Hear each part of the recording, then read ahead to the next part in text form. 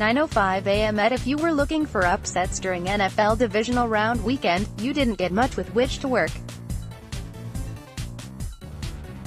The blisteringly hot Colts were blown out, while the similarly aflame Cowboys needed a late score to make things look close.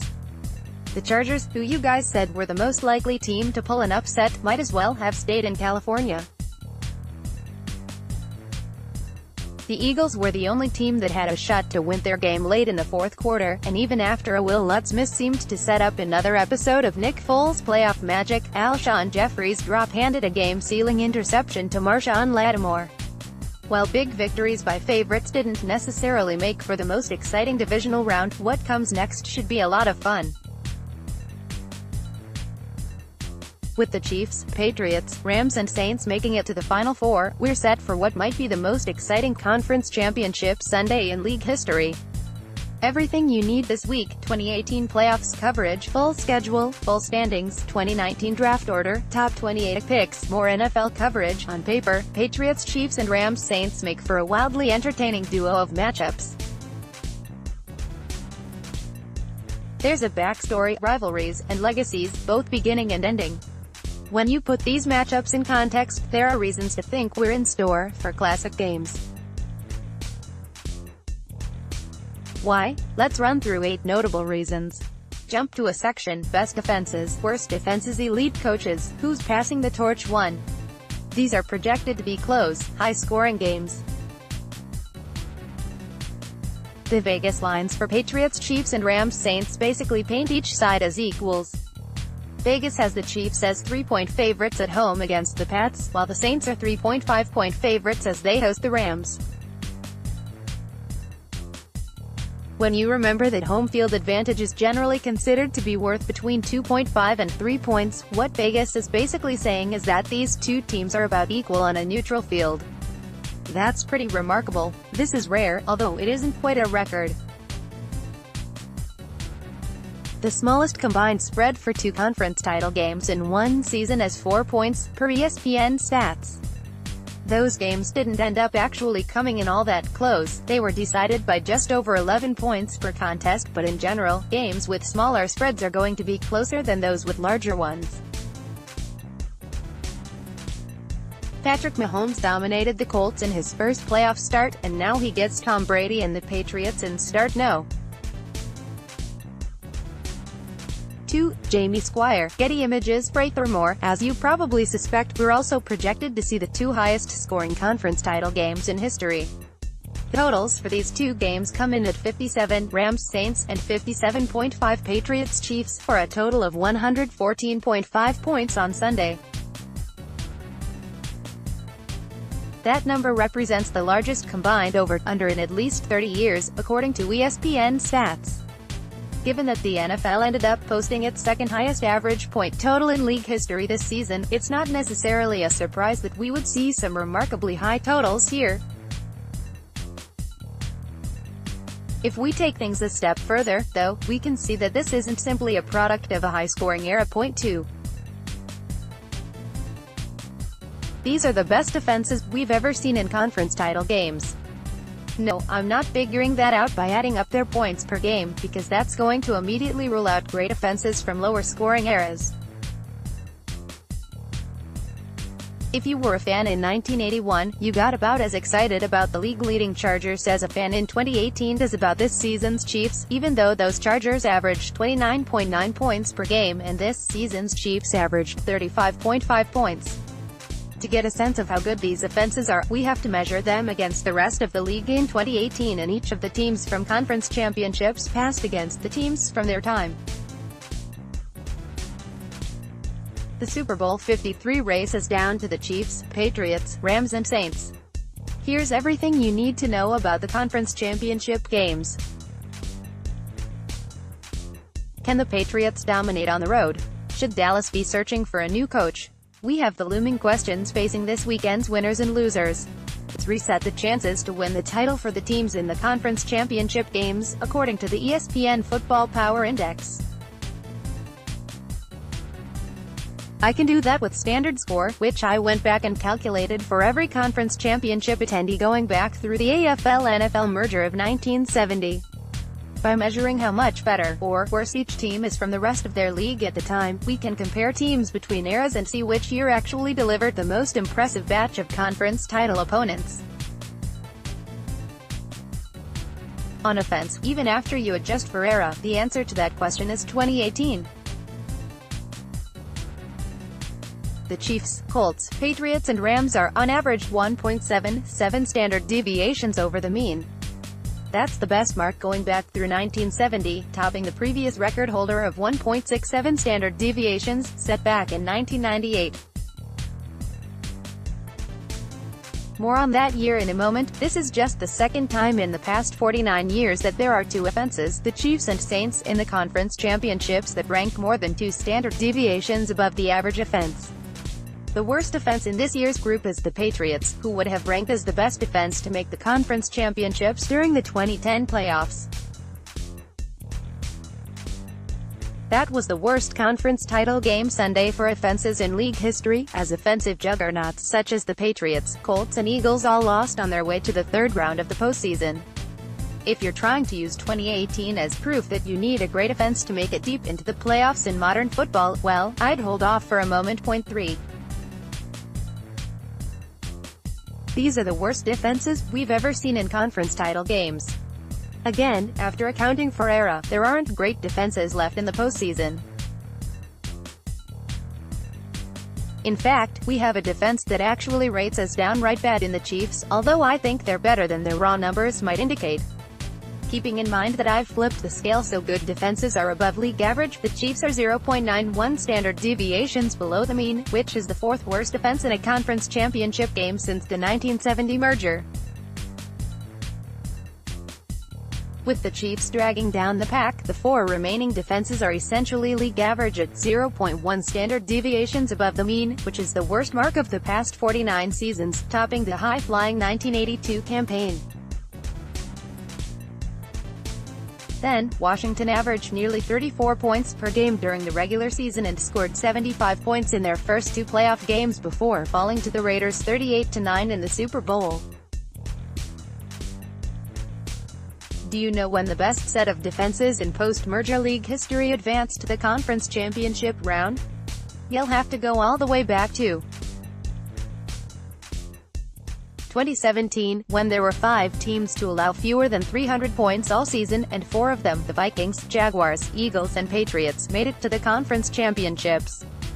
Those 4 teams averaged a relatively modest 22.2 points in the semifinals, only for the Pats and Eagles to put up a legendary 41-33 shootout in Super Bowl 52. Aaron Donald led the NFL with 20.5 sacks this season, and he's up to 59.5 in his 5-year career. Jordan Kelly, Icon SportsWire. With that in mind, drawing any grand conclusions about how the league has changed and how you need a dominant offense to win is a bad idea, just as it was to assume that the league was going to be run by defenses based on what we saw a year ago.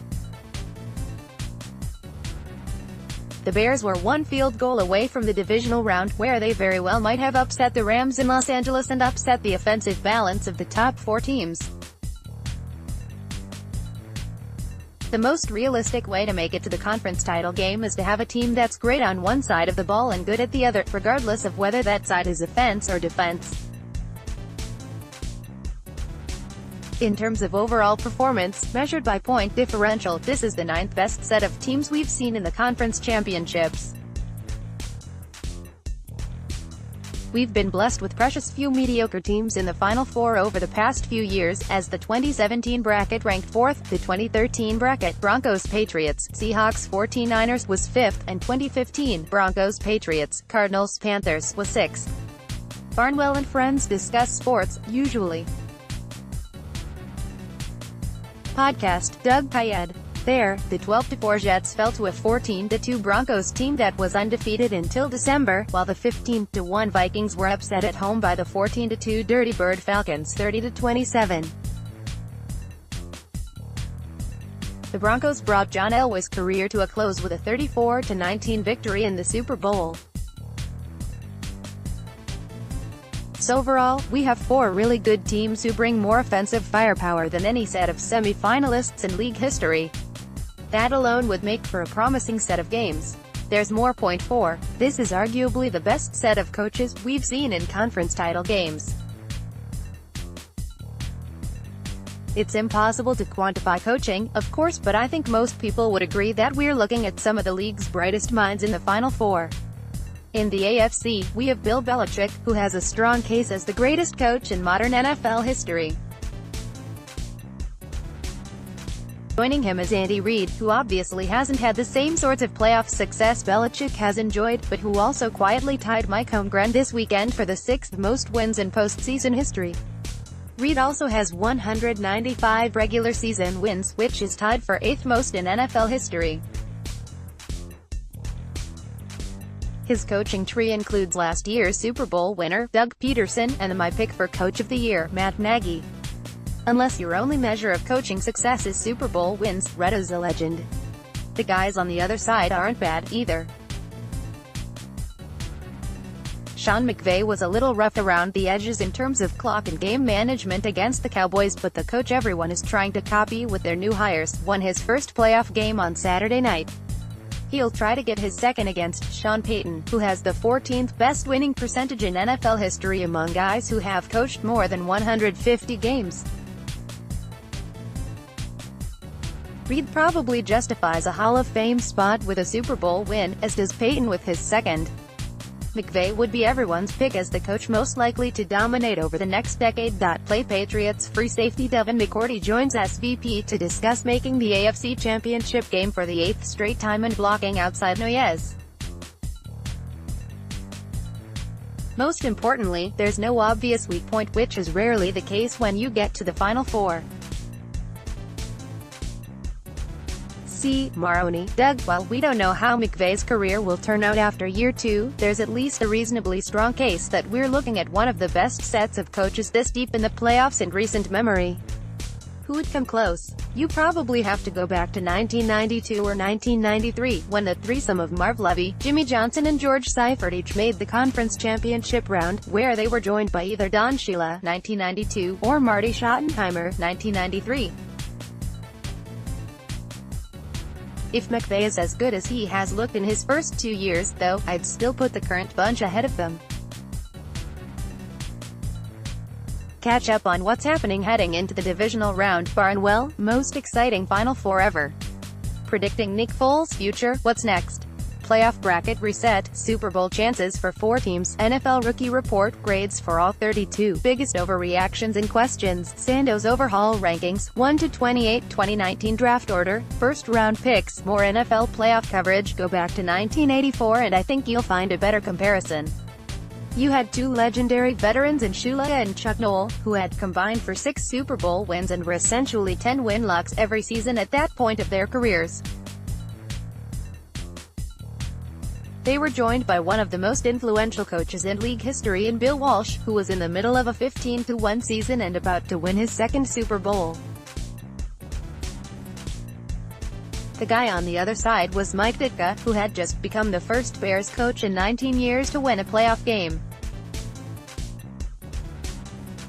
Ditka was a year away from winning his own Super Bowl and probably slotted in as the McVay of his group.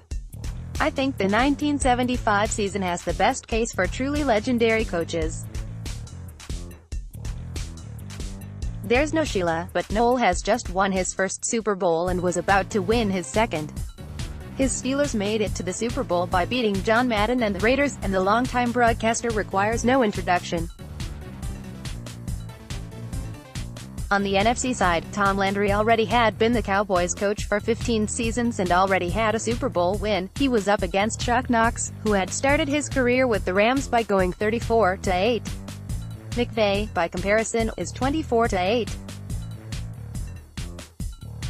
I don't know that these coaches were better regarded at the time than our 4 current coaches are now, but they all went on to have legendary careers, and all but Knox are in the Hall of Fame. Point 5. These are rematches of wildly entertaining regular season games. It was overshadowed by the legendary Chiefs-Rams game that followed, but when I tried to identify the most exciting regular season games of all time, the 43-40 Patriots-Chiefs game from Week 6 made the top 10. It had two fourth-quarter lead changes, a 75-yard touchdown to Tyreek Hill to tie things up with 3:03 left, and a bomb to Rob Gronkowski to set up a 28-yard game-winner from Stephen Gostkowski at all zeros. The two teams combined for just one punt, which came from the Chiefs midway through the fourth quarter on the only 3-and-out of the game. Tyreek Hill had 3 touchdown catches against the Patriots earlier this season, but New England pulled off the 43-40 win. Photo by Jim Rigosh, Getty Images. Of course, Pats-Chiefs has turned into quite the rivalry since Reid made his way to Kansas City in 2013. The Chiefs handed Brady and Belichick one of their worst losses in Week 4 of the 2014 season in a 41-14 romp, leading to concerns that Brady was past his prime, but the Patriots righted the ship and won their next 11 games before eventually beating the Seahawks in the Super Bowl. The Pats knocked Reid and the Chiefs out of the playoffs with a 27-20 victory in Foxborough in 2015, only for the Chiefs to respond with a 42-27 romp behind 368 passing yards from Alex Smith in Week 1 of the 2017 campaign. The Pats' win in Week 6 brings the current score to 2-2, although Belichick went 4-0 against Reid when the latter was in Philadelphia, including a 24-21 victory in Super Bowl 39. The battle between Peyton and McVay is also knotted up. The Rams comfortably beat the Saints in Los Angeles last season, with a late Alvin Kamara touchdown making the 26-20 score look closer than the game actually was. New Orleans was down Marshawn Lattimore in that game, although their numbers with and without Lattimore on the field since 2017 are surprisingly similar. Dennis Allen's defense has allowed a 90.1 passer rating with Lattimore on the field and an 89.1 mark without their star corner. The Saints responded this season with a 45-35 win that actually was a closer game, given that the Rams tied the score at 35-all with 9:48 to go after Jared Goff threw a touchdown pass to Cooper Kupp and hit on the subsequent two-pointer. The Saints kicked a field goal to go up 3, and after a Rams 3-and-out, Michael Thomas burned Marcus Peters on the 72-yard touchdown that led to the Joe Horn tribute cell phone celebration. The Saints will get to play the rubber match in New Orleans on Sunday. 6. This could be the last time we get to see several great players in familiar uniforms. The most obvious candidate here is Gronkowski, who has been the subject of retirement reports. It certainly looks like the 29-year-old isn't the same receiver we saw in years past. He had just 2 100-yard games this season, one of which came in that infamous game against the Dolphins where he failed to defend the goal line effectively on Miami's game-winning laterals play. Since, Gronkowski has 5 catches for 70 yards in 4 games, including 1 catch for 25 yards against the Chargers on Sunday. Gronkowski is an excellent blocker and adds significant value without catching the ball, and he was facing the league's best defense against tight ends, but he has been a difference-maker as a receiver against the Chiefs. The Patriots turned to their star tight end for 2 big catches late in Week 6. It seems likely that Brady will go back to him in a key spot during the second half on Sunday if one arises. Rob Gronkowski had a down season in 2018, catching only 47 passes with 3 touchdowns. Jason Vinlove, USA Today Sports. The Chiefs' defense across from Gronk might not look the same. Eric Berry played a key role in stopping Gronkowski in Week 1 of the 2017 season, only to tear his Achilles in the second half. Berry has played only 1 full game since and sat out the divisional round win with heel pain. The Chiefs would own nearly $15 million in dead money, although they could free up $9.6 million in 2019 cap room, if they designated Berry as a post-June 1 release. More likely, Reid will look toward Justin Houston for cap space. Houston is still a useful pass rusher, but the 29-year-old hasn't cracked 10 sacks since 2015 and is no longer worth the $21.1 million cap hit he's set to make in 2019. Kansas City could free up $14 million in cap room to re-sign Dee Ford and work on an extension for Chris Jones, both of whom figure to be the future cornerstones. Tom Brady and Drew Brees could also theoretically choose to hang it up, with a Super Bowl win perhaps making it easier to move on. Their contract structures seem to suggest that their respective franchises expect their star quarterbacks to each play through the end of 2019. I don't expect either of them to retire, but stranger things have happened. 7. This could represent a passing of the torch in both conferences. It's hard to find an example of possibly passing the torch quite as extreme as the matchup between Mahomes and Brady on Sunday. Brady is obviously still playing at a high level, but he has thrown 11 interceptions this season. In fact, even though Brady won the MVP in 2017, his numbers suggest the future Hall of Famer has been in a modest decline over the past 2 seasons after an incredible 12-game run in 2016. I'd pin part of that on the absence of Julian Edelman in 2017 and a limited receiving core without Brandon Cooks, and with Gronkowski aging in 2018, but Brady is also 41 years old.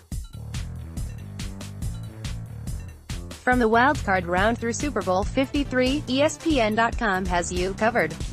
Full schedule, news, notes, more NFL coverage. Patrick Mahomes, meanwhile, is the presumptive MVP. If the second-year quarterback does claim the award, he'll be the youngest quarterback to win the AP's MVP award in modern history, narrowly dethroning Dan Marino by 2 days. Both won the award in their age 23 season and their second professional campaign. Even as he had a Hall of Fame career, though, Marino never topped that 1984 campaign. He never made it back to the Super Bowl, and while Marino was first-team All-Pro in 1985 and 1986, he never had those sort of years again after turning 26. There's not really a comparable game between quarterbacks in this situation when you combine age, merit and the postseason. If I look for games between a passer 25 years or younger in the middle of their MVP campaign against a quarterback 35 years or older who won the MVP and continues to play at a high level, there are 2 games: Brady against Mahomes in Week 6, and Marino versus defending MVP Joe Theismann in Week 1 of that 1984 season. If I'm looking for a playoff game, I have to stretch the criteria to get 26-year-old Brett Favre in the divisional round of the 1995 playoffs against 34-year-old Steve Young, who threw a staggering 65 passes in a 27-17 loss. To put that in context, Young never threw more than 51 passes in any other game of his 49ers career. We often base too much of our evaluations of a quarterback's legacy on what happens in his first few playoff games. Brady became a larger-than-life figure by winning his first 10 postseason games, although he has gone 17-10 since. Guys such as Peyton Manning and Matt Ryan had to fight skepticism and deal with perpetually moving goalposts after they struggled early in their postseason careers. One league voter in Mike Sando's QB tier rankings this past year said Ryan was a Tier 2 and not a Tier 1 quarterback because of the playoff stuff, but Ryan posted a 135.3 passer rating in 2016 and came within 6 points of leading the Falcons to a Super Bowl victory. Player Ian Clark joined SportsCenter to analyze Jared Goff's no-touchdown performance in the Rams' 30-22 playoff win against Dallas. It's unfair to turn playoff games into quarterback matchups, but if Mahomes beats Brady, it'll be seen as the official dawn of a new era in Kansas City. If the Chiefs lose and Mahomes struggles, though, the default will be to refer to Mahomes as the same old Chiefs under the same old Andy Reid, as if the 23-year-old had anything to do with the Chiefs' defense blowing a 28-point lead to the Colts in 2013. It's not the way I think or I would suggest you think about quarterbacks, but it would be naive to pretend that some subset of the NFL universe doesn't talk about passers this way. The narrative stakes aren't quite as high in Los Angeles, where Goff might have to take the torch from Aaron Rodgers as opposed to Brees, but this would be a huge feather in the caps of both Goff and McVay. If the Rams lose and don't play well, I think you'll see Goff come in for some criticism, and it might be warranted. Last season, Goff was 24 of 45 for 259 yards and a score in a loss to the Falcons, in which the Rams scored 13 points. On Saturday, while Goff sealed the game with a keeper, he went 15 of 28 for 186 yards against an average Cowboys pass defense. The numbers don't matter if the Rams win, but if the Rams lose and Goff is averaging less than 7 yards per attempt yet again, there will be complaints. Michael Thomas had 12 catches for 171 yards and a touchdown in the Saints win over the Eagles. Sean Gardner, Getty Images 8. They're going to be played in front of 2 raucous home crowds. I don't want to pick between the Chiefs and Saints for home crowd noise, and there's certainly more to home field advantage than simply being loud, but who could ask for more entertaining venues for these two games? Everyone knows Saints fans are going to show up for their biggest home game since the 2009 NFC Championship game against the Vikings, but think about how big this is for Chiefs fans. The Chiefs just won their first home playoff game since 1993, which was the last time they made it this far. Kansas City hasn't been to the Super Bowl since 1969. It gets a chance to overcome all that on Sunday at home against a team that knocked them out of the playoffs in 2015. The last time the Patriots played in Kansas City, Chiefs fans set the record for the loudest outdoor stadium. You get the feeling they might top that number in a big moment on Sunday.